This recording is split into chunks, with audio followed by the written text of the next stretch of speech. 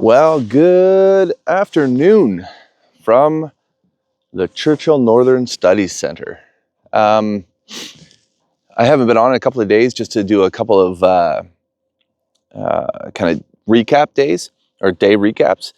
We got day 1, day 2, but we never got 3, 4, 5, and today is now 6.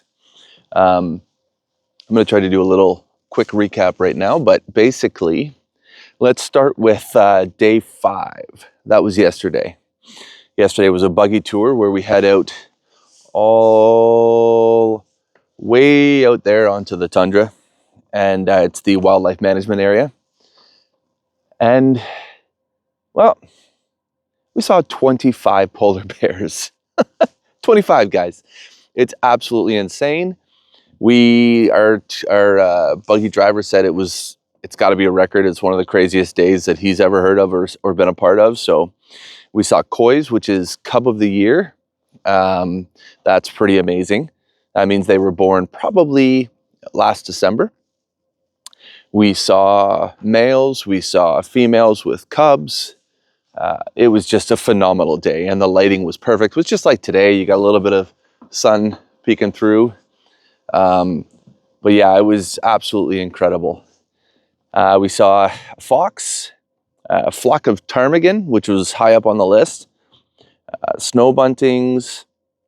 We had incredible encounters with a mom and a cub. They came right up to our buggy, and some of the folks on the tour got pictures of mom sniffing my boots, and there's a back deck on the buggy that looks similar to this, right? It's a grate, and some folks got pictures of the bear sniffing my feet. It was just wild. And then she also stood up on the side of the buggy, and then we had, I think, another 2 or 3 interactions with the bears where they come right up to the buggy and, kind of sniff around, look around, and just an absolute mind-bending experience. One of the cool things that I've learned is just how crazy it is, like how these guys exist. Basically, when they come off the ice sometime in the spring, so like May, June, July, somewhere in that, when the ice breaks up, they don't eat. Basically, outside of a few berries throughout the summer, they don't eat until like now, when they start heading back out onto the ice to get to the sea ice. And that's where, when folks talk about climate change, that's the biggest thing that is affecting their survival, is the not just your regular ice, but the sea ice, which is a different type of ice. It is melting at an incredible rate of speed. And so later and later, I think it was Max, our driver from, I think it's Northern Frontiers. He was saying that they basically get a month less of snow a year now compared to the, probably 60s, 70s, 80s, some back in that time. But yeah, it's just been an absolute incredible time. I don't even know, like the days before that, we went in to do trick-or-treating. I brought, I think it was about 300, 400, 500 pieces of candy and chocolate bars to give away to the kids. So we filled my backpack up, stuffed the Denali Yukon, and went into town looking for kids and handed the candy out. I was giving fistfuls into their bags, so they were loving us. And on our way in, we saw my first, it was actually, I thought it was a silver fox at the start, but it ended up being a cross morph, where basically the back half of the fox is silver and the front half is a red fox. So haven't actually seen a straight up silver fox. And then when we got into town, we saw a couple of red foxes that literally came right up to us, and we were getting gorgeous pictures with them. One of the things that's unfortunate is, I was really hoping to see the Arctic fox, but unfortunately the Arctic fox, I've heard different stories depending on who you talk to, scientists, researchers, locals. But basically, back in 2019, I guess there was a thing of rabies that kind of flew through. Some folks say the biggest reason is the climate change, right? And one of the other big aspects is red foxes are much bigger than the Arctic fox.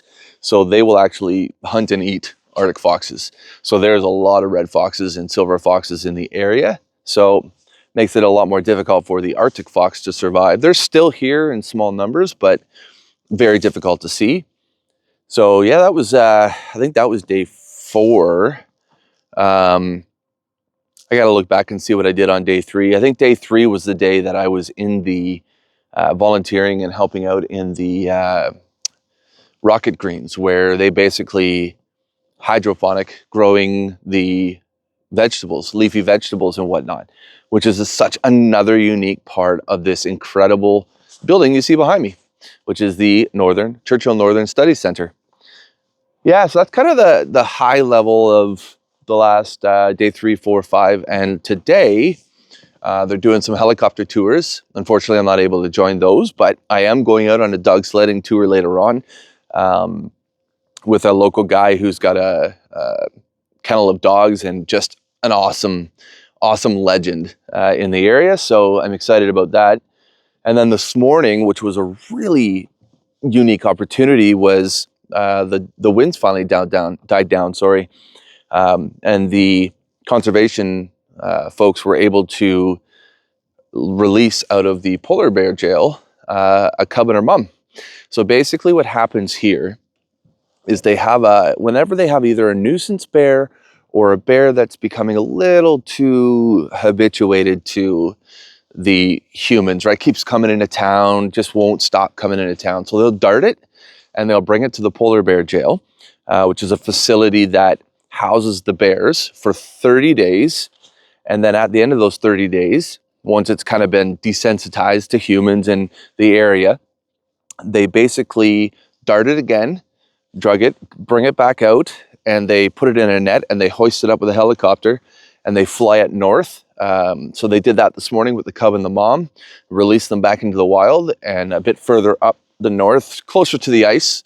And it just a unique experience to be a part of, something different to see and not something you get to see all the time, which is a good thing, because that's one of the great aspects of what Churchill has been able to do, is slowly kind of getting into that ability where polar bears and humans can coincide in society. And that's part of their project and their program that they have in place, because nobody wants a bear killing humans, and humans don't really want to be killing the bears. So at the end of the day, it's worked well for them. And it's just an incredible different way of living up here.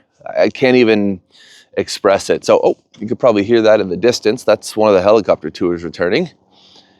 Yeah, there he is right there. Maybe I'll head over here and you guys can see the helicopter land. It's just, and by the way, I don't know if I have videos, but this is the rocket range here. We haven't gone on the tour yet. We're supposed to today, but that's where I believe it was the US and at NASA maybe at one point used to fly their rockets off of. So let's take a look at this copter coming in.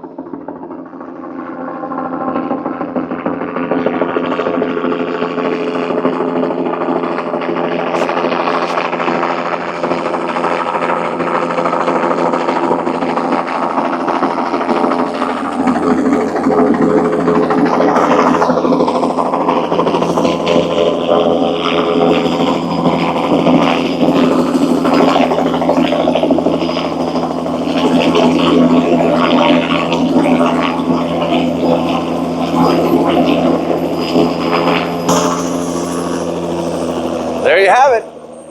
Life in Churchill. See you on the flip side, guys. We'll chat soon.